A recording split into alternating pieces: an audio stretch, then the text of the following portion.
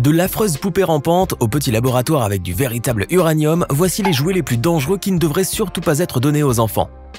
N'hésitez pas à liker la vidéo si elle vous plaît et si vous êtes nouveau sur la chaîne, n'oubliez pas de vous abonner et d'activer la notification pour ne rater aucune de nos prochaines vidéos.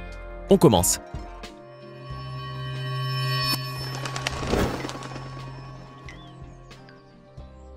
Vous en avez plus qu'assez du petit chimiste offert par votre vieille tante, vous souhaitez passer à un kit plus intéressant? Pas de problème, voici l'Atomic Energy Lab U238, un kit pour les physiciens nucléaires en herbe qui souhaiteraient suivre la voie de Pierre et Marie Curie. Vous trouverez dans ce kit l'attirail nécessaire pour percer les mystères de la radioactivité et transformer votre chambre en véritable laboratoire. Outre un compteur Geiger et un électroscope, le kit se compose aussi de 4 minerais d'uranium légèrement radioactifs, présentant tout de même un réel danger pour la santé à long terme. Commercialisé au début des années 1950, seulement 5000 exemplaires ont été produits de l'Atomic Energy Lab U238. Heureusement, car vous pouvez imaginer les ravages que produiraient des centaines de milliers de ces jeux. Si vous souhaitez toujours revêtir votre tablier de physicien, vous pourrez le faire, mais une fois étudiant à la fac, avec des chercheurs qualifiés et d'excellentes mesures de protection. Vous savez bien que la radioactivité n'a rien à jeu d'enfant. Si vous avez peur de vous blesser aux fléchettes, les Lawn Darts risquent bien d'être votre pire cauchemar. Ce jeu d'extérieur est littéralement composé de fléchettes géantes qu'il faut lancer en l'air afin qu'elles retombent le plus près possible ou à l'intérieur de la cible. Pour gagner, vous devez lancer des fléchettes mesurant près de 30 cm et dotées d'une pointe acérée en métal et espérer que vous visez juste. Dans le cas contraire, la fléchette géante peut retomber au mauvais endroit et vous causer de sérieuses blessures, voire même la mort. Ne croyez pas que ça n'arrive que très rarement, car durant l'âge d'or de ce jouet dangereux, il y a eu énormément d'accidents. Mais si vous voulez quand même vous essayer aux fléchettes, histoire de tester votre adresse au tir, on vous conseille les modèles à ventouse, qui sont totalement inoffensifs. Vous avez sûrement dû jouer aux petits soldats dans votre enfance, comme la plupart d'entre nous. Jusqu'à la fin des années 1960, ces petites figurines étaient faites en plomb, un métal toxique et cancérigène avant d'être fabriquées en plastique. Vous devez vous dire que c'est un crime flagrant contre l'enfance, n'est-ce pas? Comment a-t-on pu fabriquer des jouets pour enfants avec des matières dangereuses?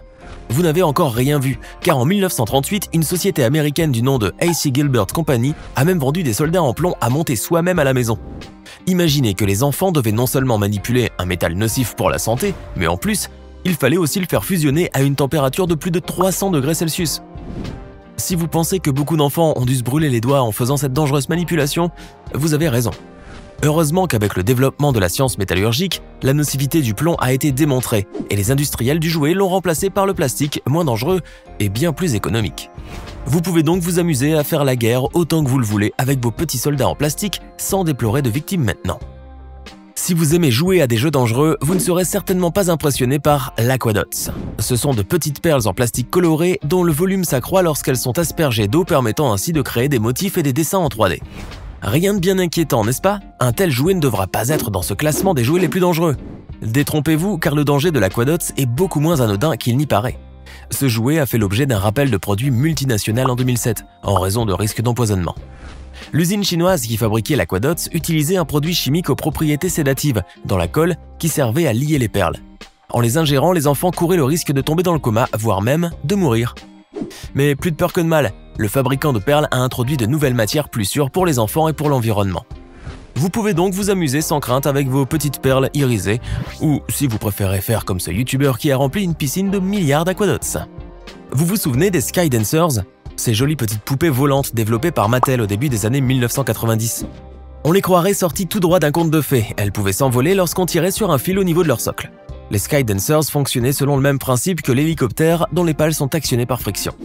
En tirant sur la petite cordelette, le mécanisme actionnait les ailes des poupées, qui s'élançaient en virevoltant sur elles-mêmes dans un fabuleux balai. Comme vous l'avez appris en cours de physique, tout ce qui monte finit par redescendre. Et en ce qui concerne les poupées Sky Dancers, on peut vous dire que très dure a été la chute, au sens propre comme au sens figuré. Car si ces jolies petites fées aux allures de ballerines voltigent très haut dans le ciel en offrant un effet des plus splendides, elles sont beaucoup moins gracieuses lorsqu'elles atterrissent.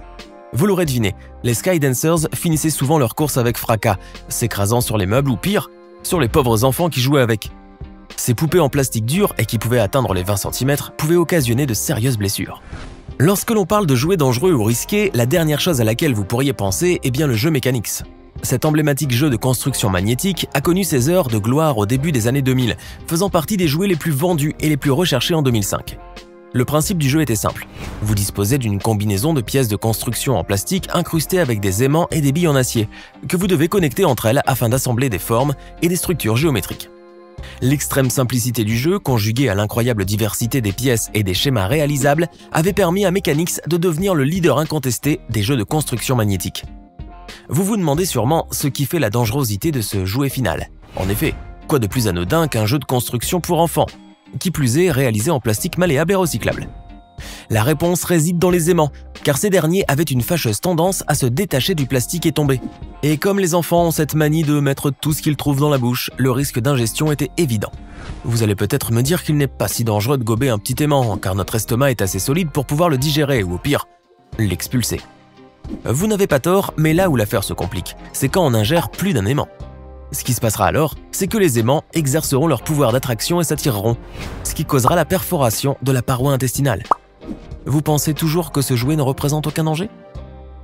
Vous avez toujours rêvé de jouer à la guerre avec de vrais petits soldats verts animés, tout comme dans l'excellent film d'animation Small Soldiers, sorti en 1998. Dans cette pépite du cinéma en images de synthèse, des figurines de commandos, des forces spéciales, se livrent à une véritable bataille contre leurs ennemis jouets, les Gorgonites. En grandissant, vous avez jeté ce rêve, irréalisable, aux oubliettes. Pourtant, certaines personnes continuent de s'accrocher à cet espoir de pouvoir faire la guerre avec leurs petits joujoux. Pour leur faire plaisir, mais dans un but lucratif aussi, certaines usines de jouets se sont lancées dans la fabrication de répliques de canons utilisés dans de vraies guerres. Voici donc le canon Remco Johnny Reb, une reproduction miniature d'une terrible pièce d'artillerie qui avait fait des ravages lors de la guerre de sécession. Vous êtes probablement en train de vous demander pourquoi une réplique à l'échelle 1/50e d'un vieux canon de campagne américain peut-elle bien être classée comme jouet dangereux? La réponse à cette question est très simple, puisqu'il s'agit d'une réplique qui fonctionne et permet même de tirer de vrais projectiles. Vous avez très bien entendu, une fois que le Remco Johnny Reb est mis à feu, il est capable d'envoyer de mini-boulets de canon à plus de 10 mètres de distance.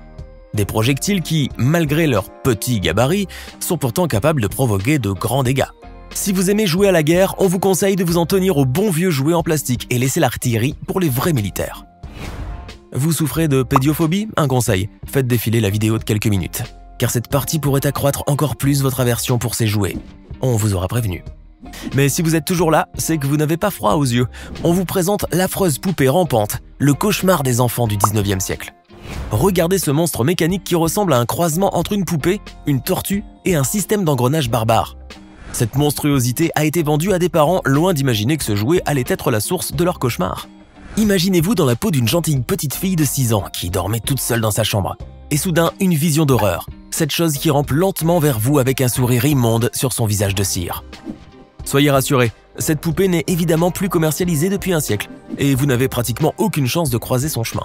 Sauf si vous allez au National Museum of American History et que vous vous perdiez dans la section poupées et figurines. Maintenant que vous avez vu ce qu'ont dû endurer les enfants en sa présence, vous regarderez les jolies Barbies exposées au magasin de jouets avec un regard un peu moins craintif, non? Vous avez déjà vu un diable à ressort dans un magasin de jouets ou dans la chambre d'un de vos amis d'enfance.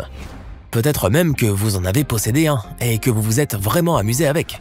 Mais connaissez-vous vraiment les origines de ce petit joujou qui paraît inoffensif au premier abord? Connaissez-vous la sinistre et sombre histoire de ce jouet extrêmement populaire chez les jeunes enfants? Accrochez-vous à vos fauteuils, car la vérité risque de vous choquer. Ce que vous pensez n'être qu'une boîte à surprise provoquant généralement les fous rires et l'amusement général posséderait en vérité des origines démoniaques. La figurine montée sur le ressort serait ainsi une sorte de démon, d'où le nom qui lui fut donné dès sa création aux alentours du XIIIe siècle, de démon dans la boîte. Si vous ne croyez pas trop aux récits démoniaques et autres superstitions, peut-être seriez-vous plus à l'écoute de cette autre théorie imputée à ce jouet aux États-Unis. Dans la culture pop américaine, le diable à ressort porte le nom de Jack in the Box, ce qui se traduit par le Jack dans la boîte. Mais ce que vous ne savez peut-être pas, c'est que le Jack en question serait en fait un esclave noir échappé des plantations et qui fut retrouvé et enfermé vivant dans une boîte. Alors, est-ce que vous voyez toujours du même œil ce jouet innocent? Faites-le nous savoir dans les commentaires.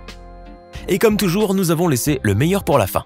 Car de tous les jouets les plus dangereux et les plus effrayants du monde, celui-ci est bien le plus terrible. Nous vous présentons donc la poupée la plus terrifiante qui fut jamais commercialisée, et croyez-nous sur parole, ceci est vraiment un jouet à ne jamais mettre entre les mains d'un enfant. Cette poupée s'appelait The Snack Time Kid Cabbage Patch Doll. Et pour tout vous dire, sous ce patronyme barbare, se cachait un objet qui l'était tout autant.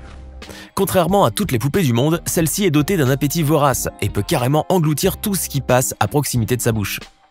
Cette terrifiante poupée était dotée d'une bouche motorisée. Vous pouviez la nourrir avec des aliments en plastique qui finissaient par atterrir dans son sac à dos. Mais comme il n'y avait aucun mécanisme pour démarrer ou arrêter cette action, la poupée affamée pouvait gober tout ce qui traînait, comme les petits doigts des enfants ou pire, leurs petites touffes de cheveux. On vous laisse donc imaginer l'effroi de ces pauvres petits qui voyaient leurs chers petits poupons commencer à les dévorer. Heureusement, les fabricants ont fait retirer cette terrible poupée de la vente et ont même rappelé celle qui était déjà en circulation. Si vous pensez que cette vilaine poupée est nettement plus dangereuse qu'Annabelle ou Chucky réunis, vous avez forcément raison. Car contrairement à ces dernières, The Snack Time Kid Cabbage Patch Doll peut vous manger. Et voilà, c'est tout pour aujourd'hui. Lequel de ces 10 jouets effrayants vous a le plus impressionné? Dites-le nous dans les commentaires, on se retrouve très bientôt pour de nouvelles découvertes.